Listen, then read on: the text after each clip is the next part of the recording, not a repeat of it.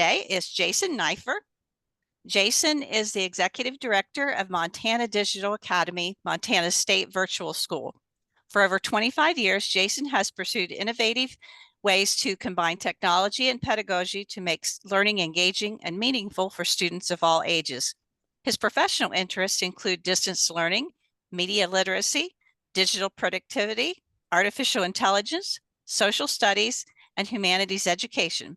His first work in educational technology was in 1984 when he set up all of the Apple IIe computers at Roosevelt Elementary School as a rambunctious fourth grader. He's been chasing the thrill of lemonade stand and Oregon Trail ever since. Welcome, Jason. Great. Thanks so much, Nancy. Good morning for some of you. Good afternoon for the rest of you. Again, my name is Jason Neiffer. I'm the Executive Director of Montana Digital Academy, which is the state virtual school located on the University of Montana campus. And before I get started here, I don't think anyone can see my screen. Is that correct? Is it just blank?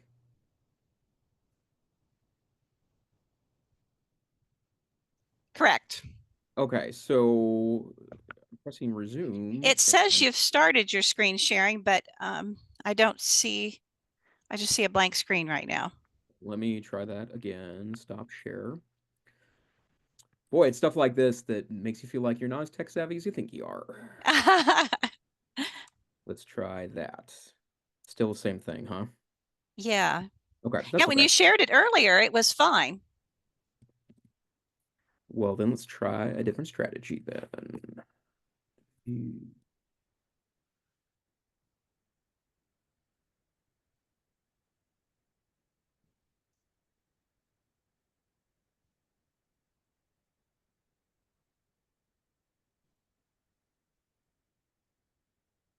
There we go.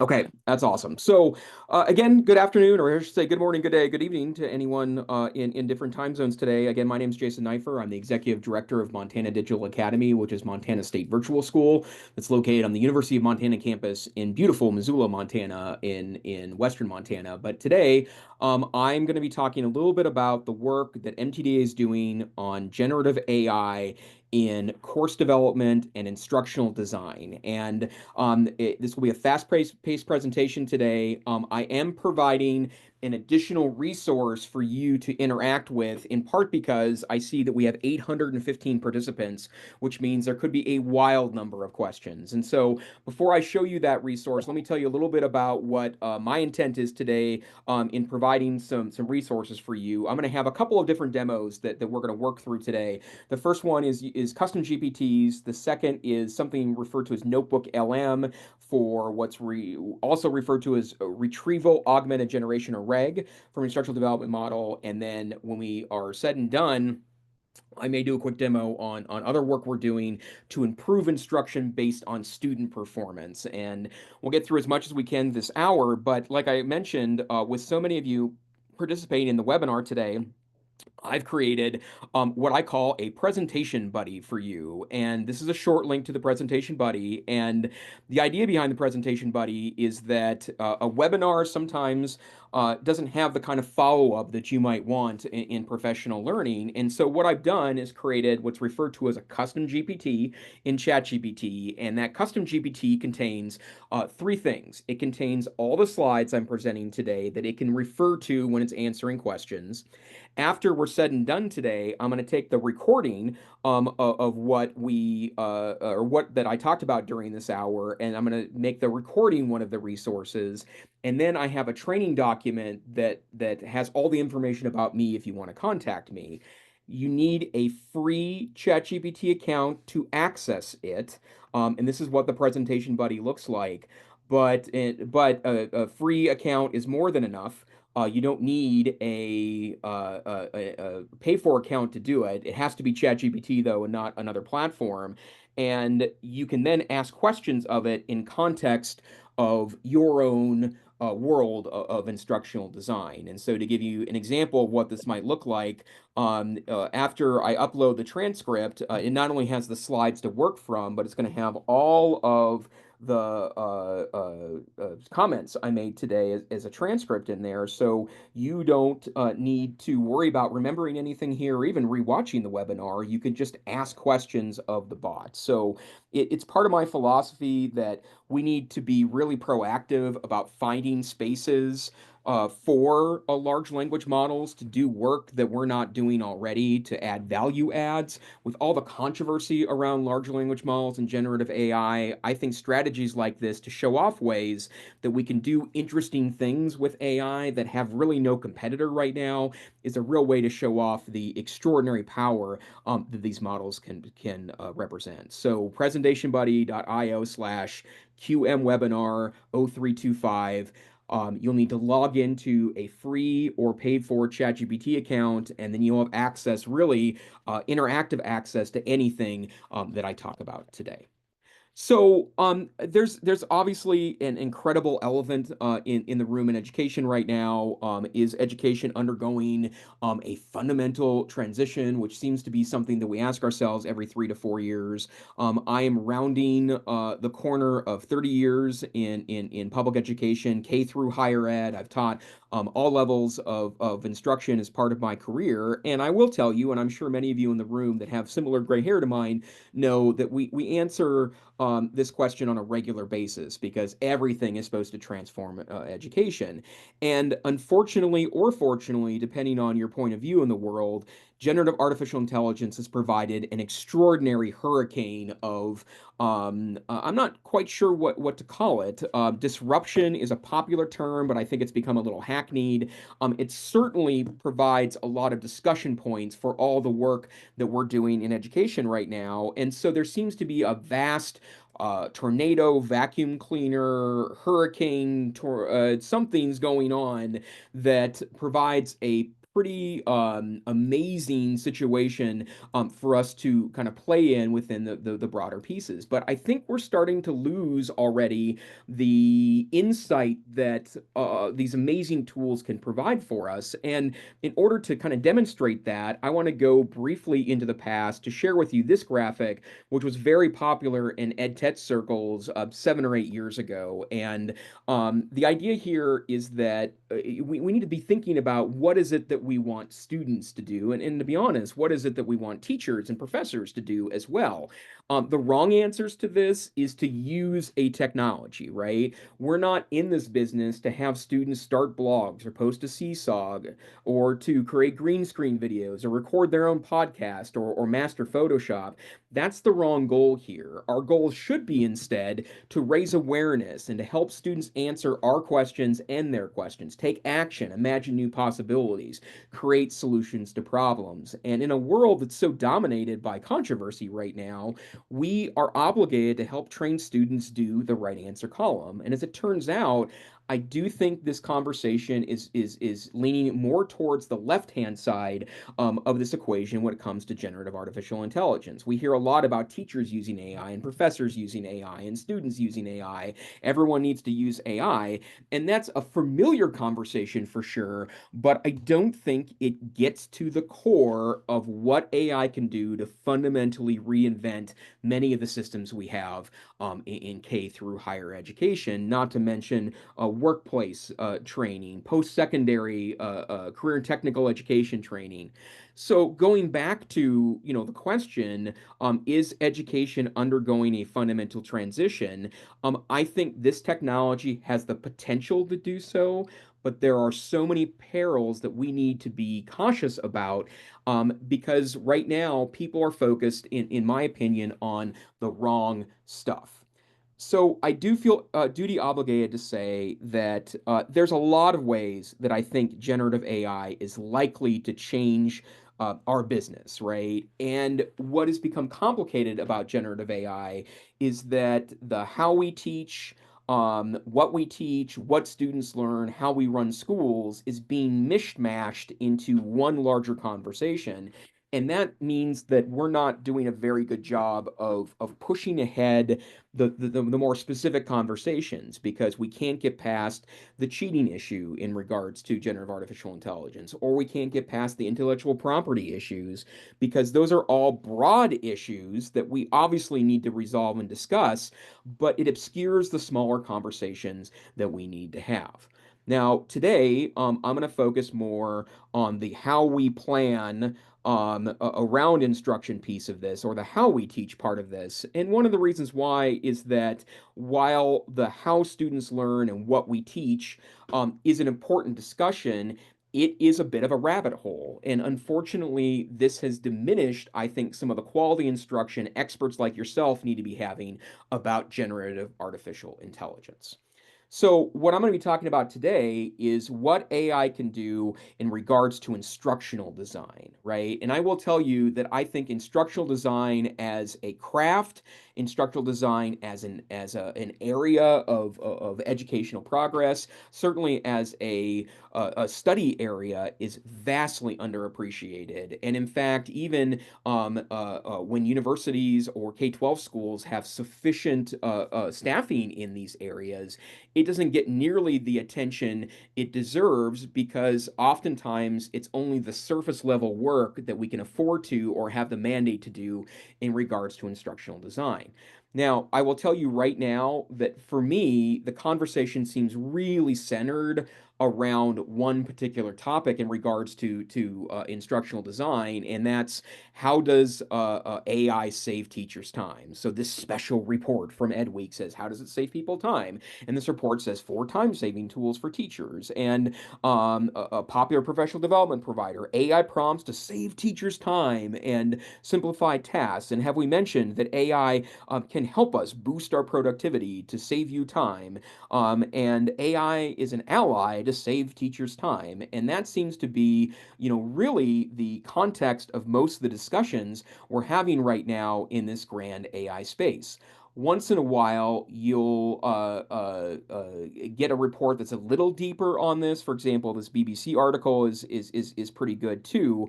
But the problem with time, and the problem with only focusing on time is it minimizes the true impact AI can have on our business of designing great instruction for students. And the way I see it is that I don't want to diminish the impact of time savings because we are in an industry where time is always at a premium.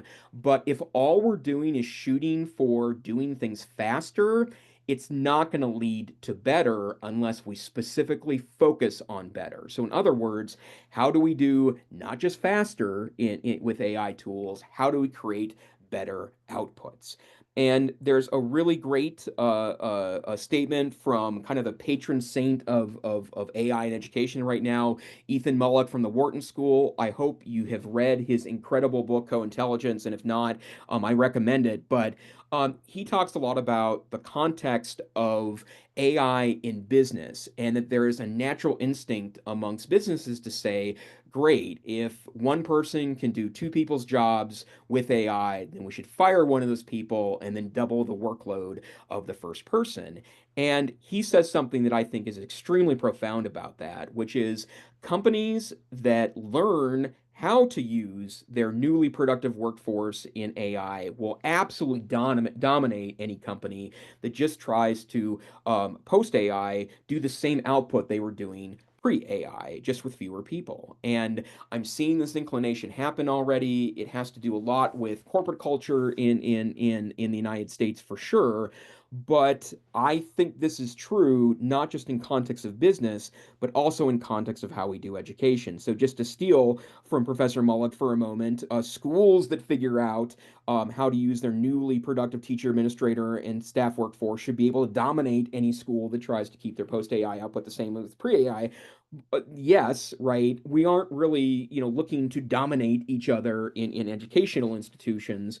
A little healthy competition is okay, but to maybe put it more softly, schools that figure out how to leverage AI to make the outputs better, to make our service and our product and our connections and our teaching and our learning better, will vastly outperform any school that decides that the best way to go about this is to eliminate tons of humans out of the equation and instead replace them with AI bots. So that's something that I want to be really thoughtful of and really guides our philosophy of instructional design at Montana Digital Academy. Okay.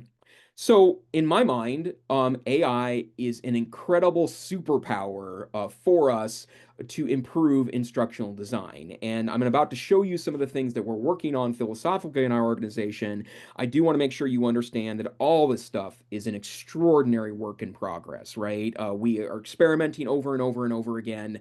It doesn't help that it's all gas and no brakes on AI right now, and there's literally billions of dollars being put into this because of about every 3 or 4 days or so, there's a new tool released or a new functionality that changes the game a bit for how we might use this in a productive way.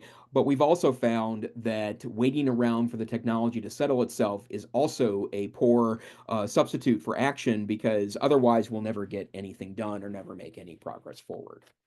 So before I jump into specifics about the instructional design piece, I want to talk a little bit about me for a moment and my own journey through all this process. And I will tell you that I like to think that I'm bringing a lot of calm voice to this conversation. I joke a lot that this is me. I hope it's me, that I'm calmly explaining, robots to my interested colleagues. But I'm sure, like many of you, unfortunately, I look like this meme from It's Always Sunny in Philadelphia more than I do look like a calm a speaker of these processes, right? But to give you a sense of where I'm experimenting, these tools have become so incredible, and even the last couple of months, I like to use them to kind of think about what it takes to create interesting outputs with this. So 2 years ago, you could have made AI headshots that looked pretty cartoony. Well, you don't need to be stuck in that anymore. So if I ask one of the many, many image generation tools to create this image, but with me in it, you'll see that it can do that now really easily. That's a pretty good facsimile of what I look like inside the It's Always Sunny in Philadelphia meme. And I love these images because they're pretty good, but they're also just a little bit off. The one in the upper right hand corner seems to have the cigarette screwed into my lip as opposed to me smoking it. And you'll notice that the AI model also put my own face into my own conspiracy board. The lower right-hand side puts the Queen and also apparently Rachel Ray into the conspiracy board to talk about AI. And the one in the upper or lower left-hand side is the closest to me from a physical representation, but also screws up the name of Microsoft and other Fortune 500 companies that might be involved in this process. AI is pretty good, right? And can become part of your daily workflow, but it's still not working like the technologies that we traditionally use for productivity purposes, right? This is another example of Jason as superhero. You can create really any image based on whatever training data you want to use. But remember, I have to provide it pictures of me to do this right because when I ask it to create images of Jason Neiffer, it has no idea who I am appropriately because who would know if you've even looked at every web page on Earth.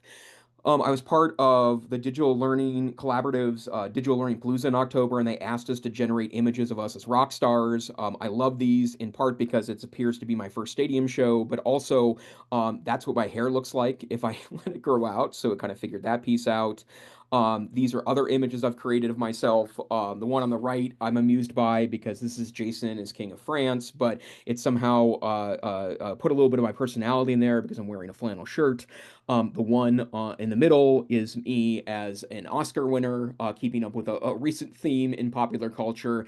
And I love the one on the left because my wife saw this image and said, "Are you trying to run for Senate or something?" I don't understand that image, but still, you can create pretty extraordinary stuff. And then what got me down this rabbit hole recently was trying to create images of me kind of demonstrating, where my brain is at on AI. And this is kind of what I feel like using these tools. It's like nothing I've experienced before, despite being a very a proactive internet user over the last 28 years of my career.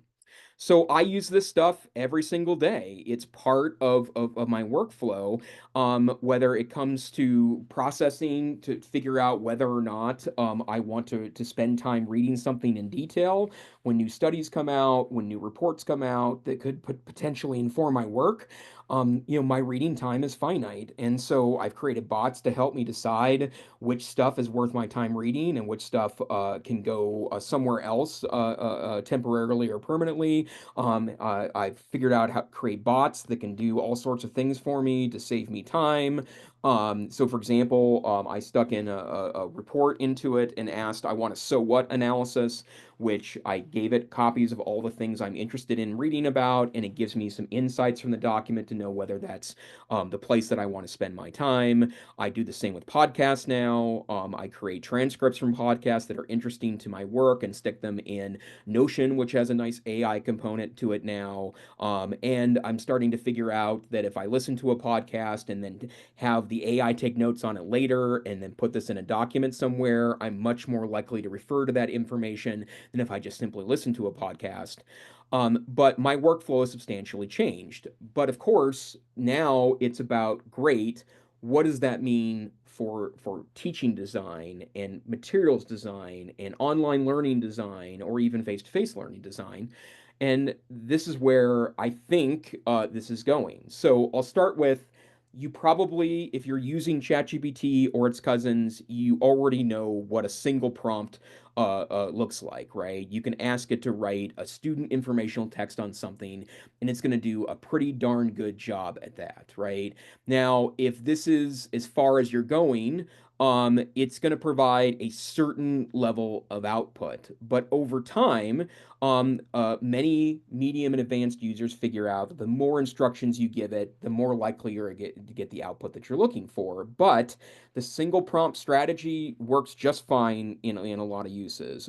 Here, I'm going to ask it to write 20 multiple choice questions for cell biology, giving me an answer key at the end. In this case, I'm going to ask for an online lesson about teaching the hero's journey for a sophomore English class. And although the whole lesson plan phenomenon is a bit of a dated way to look at day-to-day instruction, it does that pretty darn well without any additional resources to provide you any cognizance or interesting alternatives.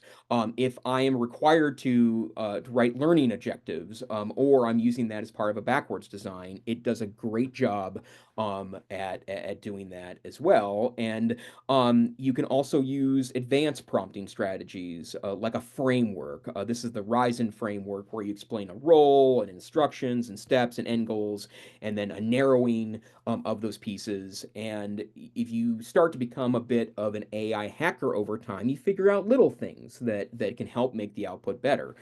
For example, I often ask, please ask me questions until you're 98% certain they can give me the best output. And if there's a choice to be made, what these tools usually do is let me make that choice as the curator or the end user engaging with these products, right?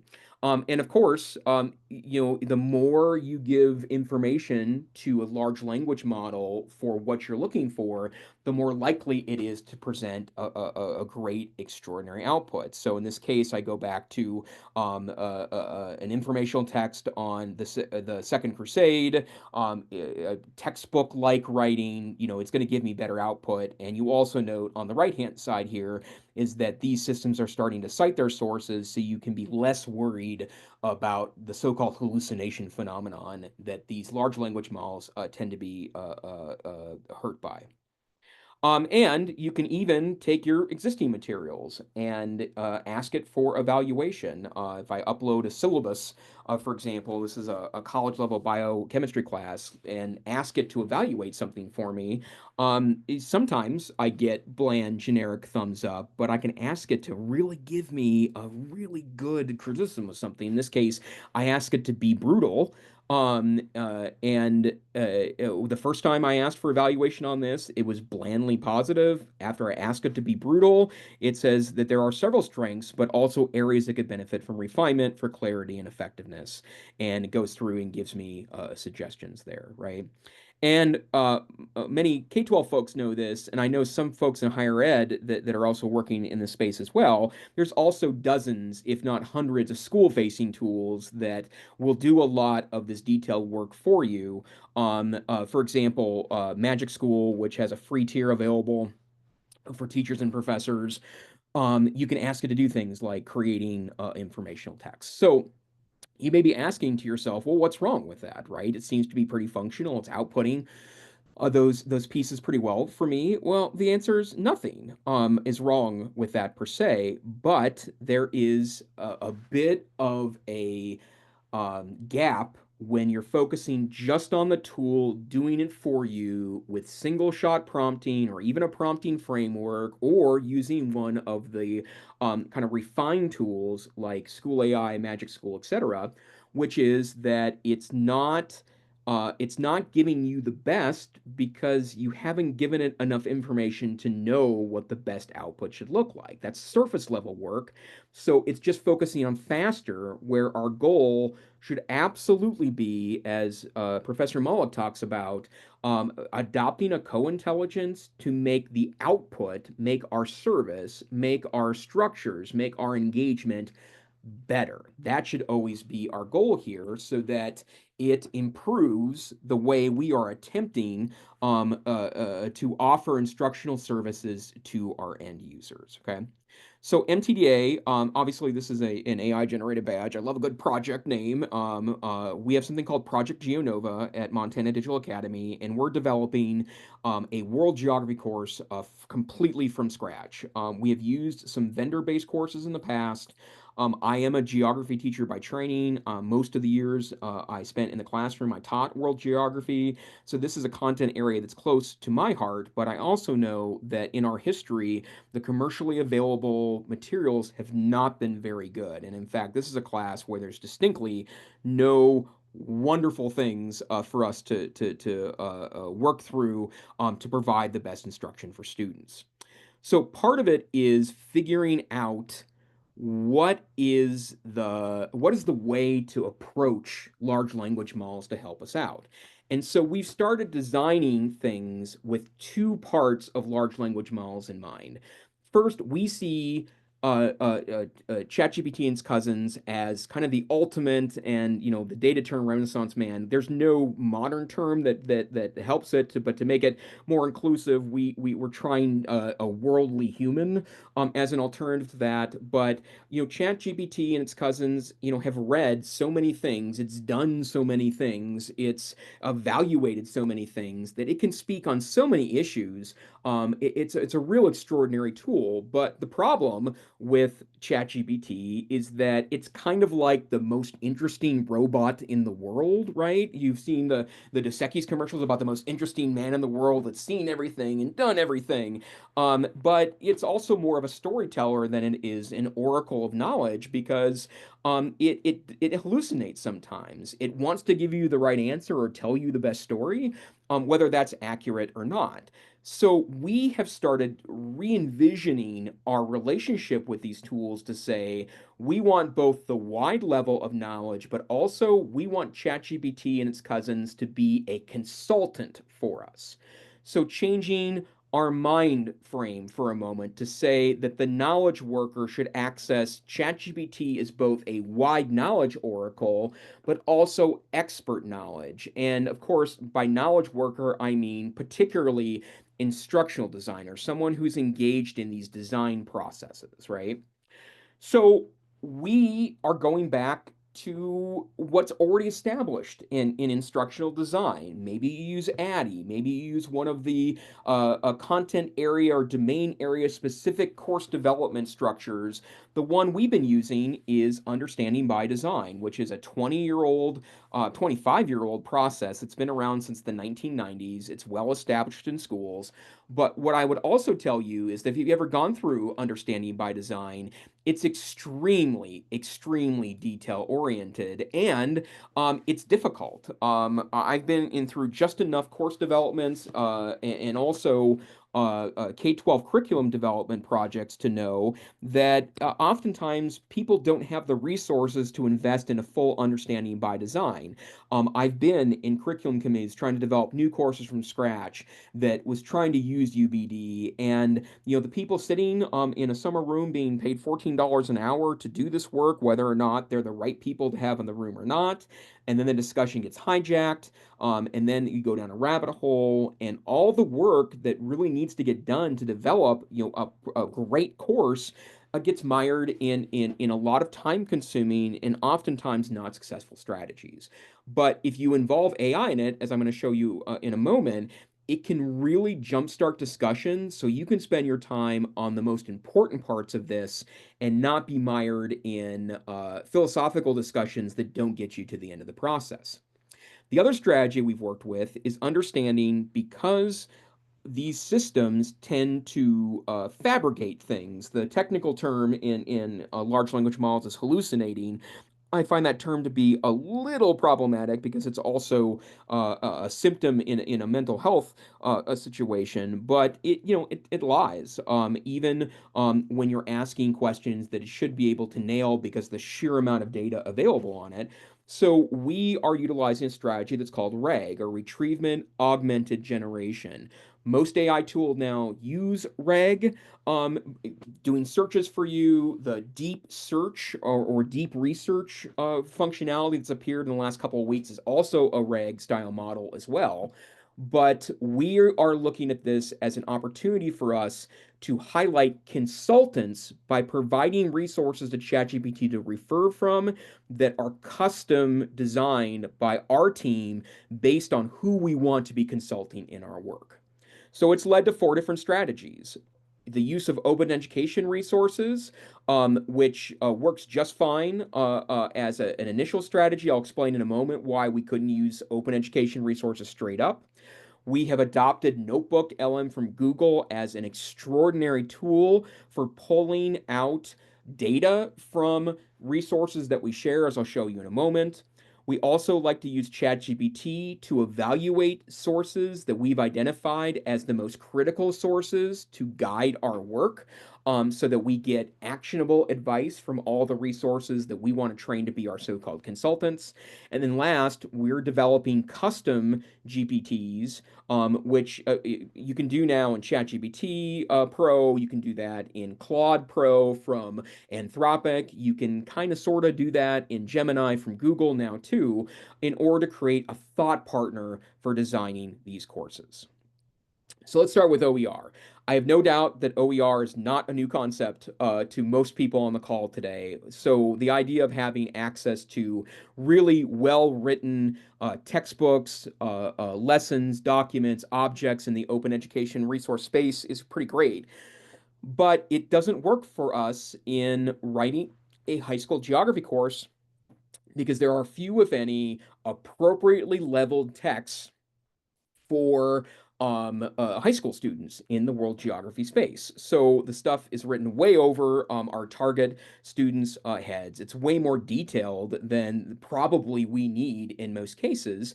And if we just use this straight up, we would have to spend so much time rewriting the text or narrowing it down that the time we save may or may not be worth it. But it provides us consultants, right? And there are about a dozen excellent college level texts that focus specifically on world geography that have become kind of our content consultants, right?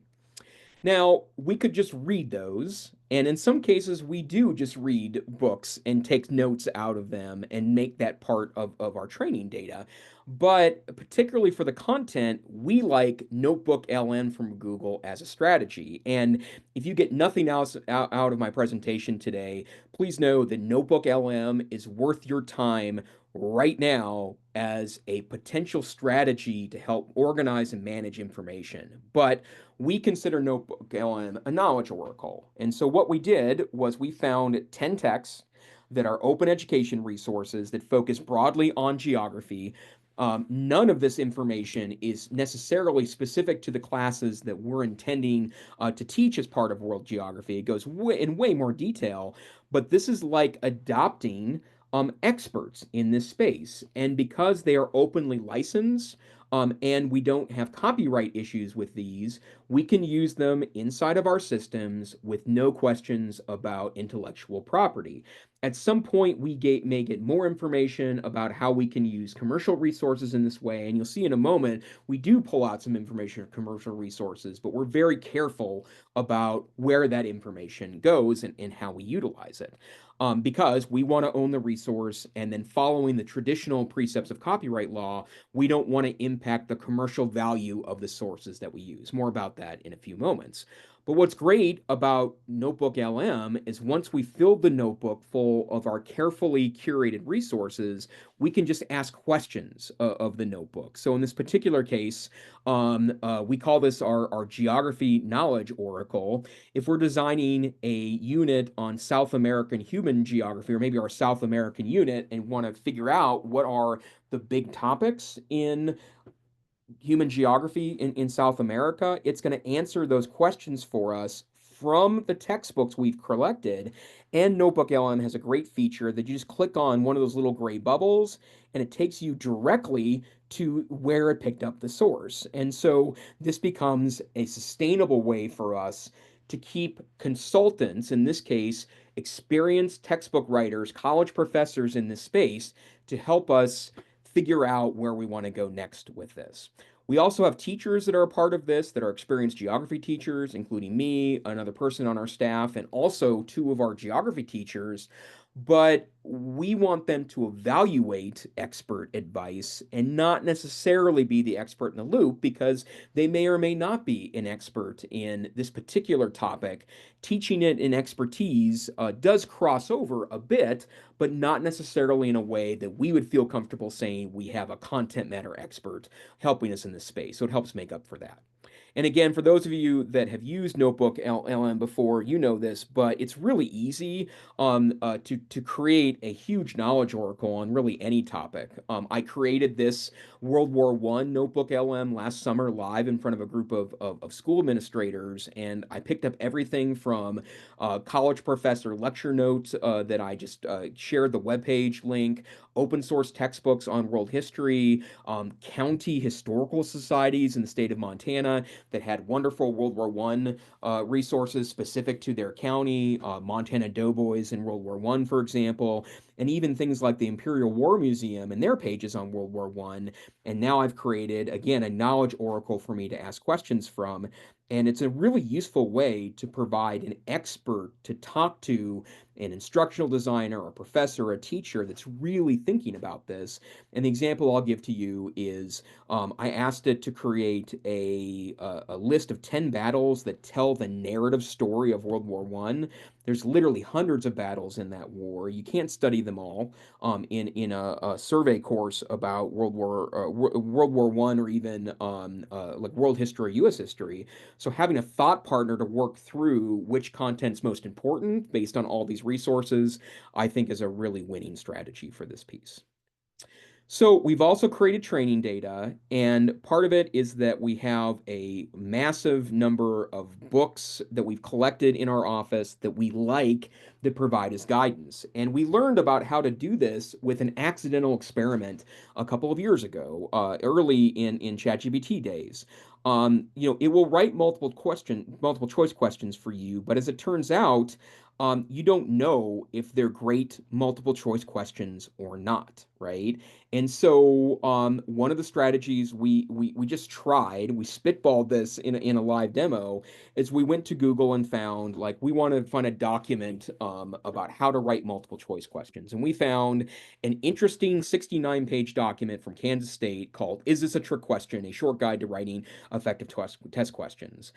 I don't know about you, but I haven't really taken advantage of the amazing knowledge that I picked up in test and measurements in 1994. I'm also not a psychometrician by training. And so we handed this to a large language model and said, write 10 questions about World War I using the best practices in this document.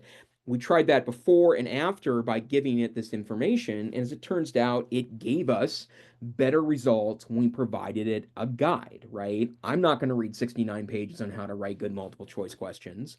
And I will tell you, I thought I was a pretty good teacher and professor when I spent a lot of time in a classroom.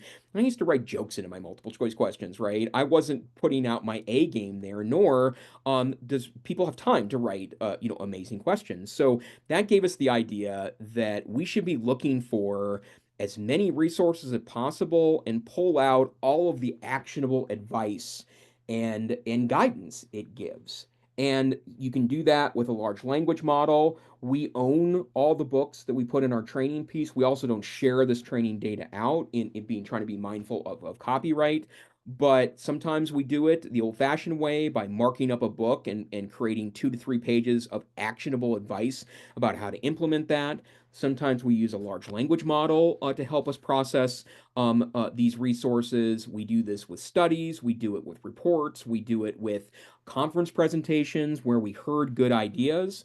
And we've created this huge treasure trove of thousands of pages of instructional design information that tell us all of the various things that we want to balance together to try to make the most amazing courses. And as it turns out, this has turned into this set of documents, which we call our custom GPT sources. And there is hundreds of pages on each one of these topics. It's collected wisdom of all of our team at the Montana Digital Academy. Some of it's about social studies pedagogy, some of it's assessment design, a lot of it's critical thinking and how to write student-facing materials. We also have worked on how to write teacher-facing materials, and that pulls in advice from technical writing experts. So how we can give guidance to our teachers that want to use these materials. Problem-based learning, project-based learning, online course pedagogy are all part of our training process. And this is what these documents look like. This is our document on transcendent purpose, which is a little out there, but hard to keep track of if you are just a solo instructional designer, a small team that has a group of expertise. And we, as a human-driven organization, have even come up with a guidance document to tell ChatGPT what we find to be most important. And we've learned some lessons over time. You're probably thinking about, like, why is accessibility in a second tier? That should be in the first tier. Yes, it should. But when we made accessibility in the first tier, it didn't always give us the flexibility to make great lessons first that we can then adapt to accessibility using the best advice here. It limited us in this, and we want more ideas than less ideas. But over time, we figured out that if you give it instructions on what's most important, what is overall important, but not important for every single module or lesson, and then finally, what is something that's a goal but shouldn't be part of every learning design, it gives us better outcomes. And what this has turned into for us is a custom GPT called Project GeoNova. And this is our thought partner that we can ask questions of for instructional design purposes. So for example, what are 10 ways I can do an asynchronous engaging lesson as part of a South American geography module about Brazil, focusing on inquiry learning? And so it is now producing ideas, right, that we can pull from, that can get the juices flowing on thinking about instruction, clever ways to do things. If we give it the outline to start off with that we pull from Notebook LM, that's the major topics, it gives it even more information to pull from, and we become curators of ideas. This is a good idea. That's a good idea. Here's our content expert that's actually a professor in the course we're working on. That's another voice. And we want to try to balance all these competing needs that are sometimes very difficult to organize around in order to create not just a faster product, but ultimately a better product. And we can take these ideas and have all sorts of back and forth with this expert that we've created to advise us on all these different competing needs and meeting them appropriately. So in this case, I said I like the virtual field work idea. Give me some ideas on how to do that, and then go from there. We have tripled down on understanding by design. It can do much of the design piece of this, whether you're designing to standards, national or state, or you're designing to learning objectives that are third party, we have created bots that are well versed in these processes with as much information as we could find, so that if we want to go through a full understanding by design process for a module, we don't have to have a bunch of whiteboards out and 4 or 5 hours to do that. We can give it all the input materials, say, help us with this part, and we just spend our time now revising and making those pieces better so that the output reflects best practices without having to have necessarily a UBD expert in the room that can help guide those conversations so they're efficient and also get us the best outcome available. And you can, in really a matter of 30 to 40 minutes, create an excellent framework that you can then use the other design bots to go back and forth with in order to create as many materials as you want. Okay. Now, I'm going to skip over this because the other strategy that we've worked on is, again, there's plenty of tools that will do this for you that you can pay for or even free, but we like our own tools, right? We have built our own pieces to this, and these are things I can actually share with you by sharing customized GPTs that we've developed. One example is called OpenMCQ, and the URL for this will be in the custom GPT, and I'll share my email address at the end in case you want access to this. This is a custom GPT that you don't need to have a paid account to ChatGPT to use, but it's the idea behind it is that you can give it text, and it will write multiple choice questions, which you've already seen a demo of that already today. Well, why is this better? Well, I took an open access American history textbook chapter on the progressive era, and I said, please write 10 higher order multiple choice questions on the impacts of the progressive era based on the text, right? So it does that for me. That's nothing unusual. You can do that right now with ChatGPT, but we wrote training documents that highlight what is the best practices in multiple choice questions. And not only does it help us do higher order learning questions, it breaks down every single distractor to tell us why it's a best practice in multiple choice questions, and also analysis of the content. In other words, it's like hiring a psychometrician, much like the College Board might do, in order to evaluate our questions. And it works both ways. It will write them for you. You can also put in your own multiple choice question and ask it to do an analysis of it and with suggestions to make it better. I think this is the prime example of competing with non-consumption. I do know that there are some extraordinary crafters of multiple choice questions that exist across the educational sphere, but for most professors and most K-12 teachers, this is not the way they're approaching questions. This is going to lead to better output. And I've seen studies to say that practitioner written questions are oftentimes only at knowledge level and rarely get up into the higher levels of Bloom's. And you could certainly make an argument that multiple choice questions are starting to become a more questionable strategy in the world of generative AI that sits in a browser to answer those questions. But it's still a useful formative assessment for sure. And also, if the questions are better, that makes this a better strategy. And then we have another strategy too, that we're also working on is how do we give ourselves the ability to deal with personalization of education. So this is a bot we created that I will also share as well called Robot TextBot.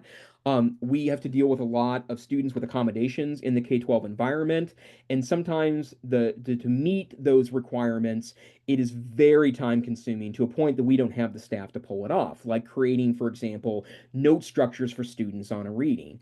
Well, we created a bot that creates either a Cornell note structure or a closed note structure, or will also chunk based on research driven best practices. And we'll also make a sketch note, but it's not very good yet. But it helps us in that process of doing that. So if we do the same thing here, stick a progressive era text in here and say, please give us closed notes for the first two sections of this, then it writes closed notes that we can quickly compare to the original text without having to write those pieces from scratch.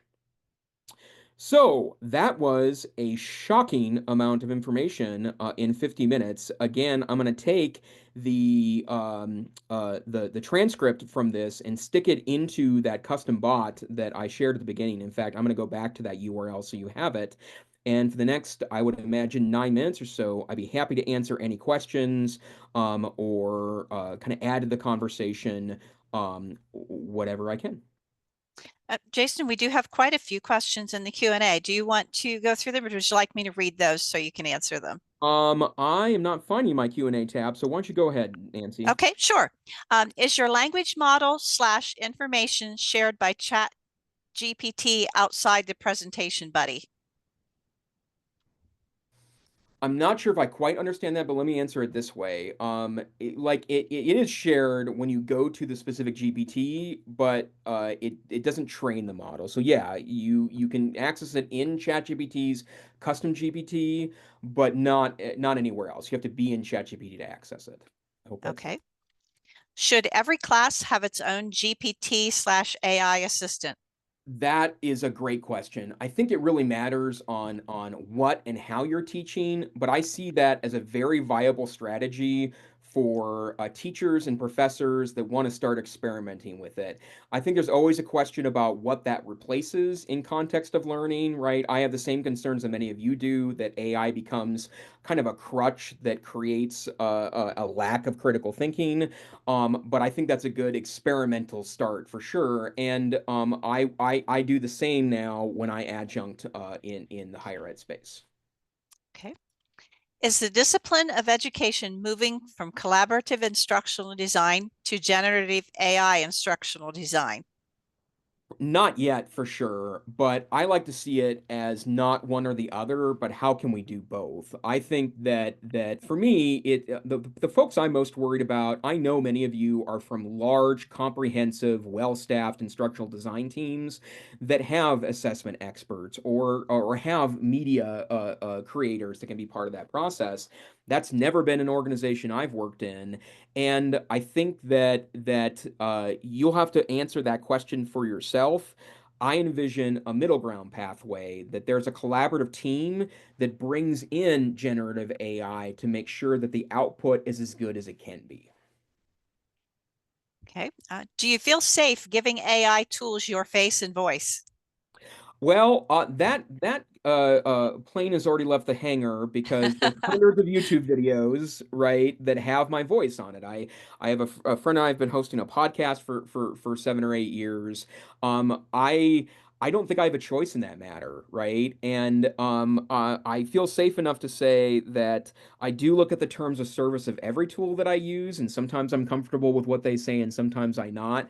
But I also feel like that my name, image, and likeness, to use the NCAA concept, has already been prolifically shared on the internet. And even though you can ask ChatGPT about me, and it's going to be like, yeah, I don't know who that guy is.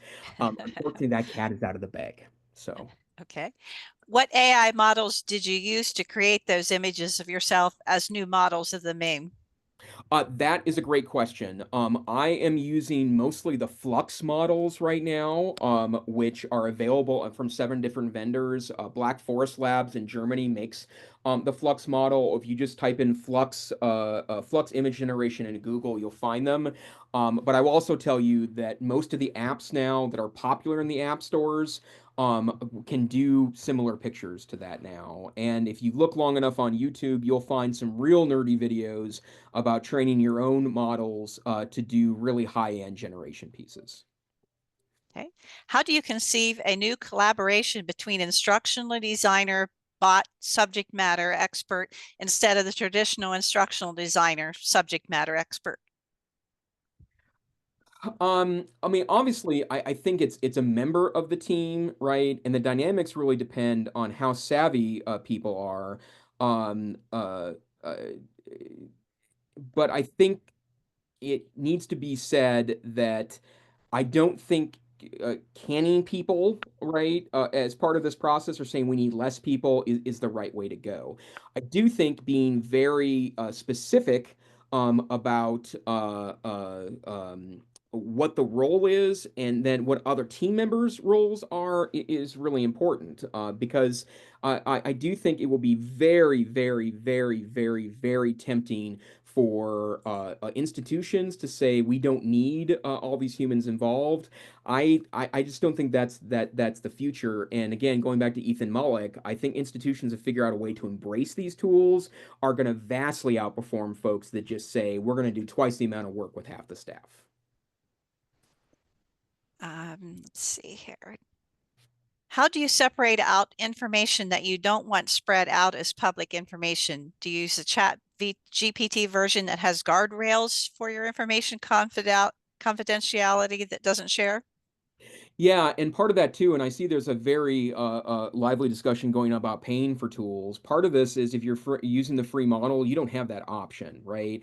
I do feel minorly comforted by, for example, my campus has Microsoft Copilot for every employee, and they have the enterprise protection built into it that I see is a part of this process. I think that those are the things you want to explore before you feel ultimately safe. But right now, I've read so many terms of service that I feel like I'm comfortable saying I can share information here, but not over here. And I think that's something that we want to be very cognizant about, and also that has to be part of the literacy of AI. Okay. Do you cite your use of AI when developing assignments and assessments?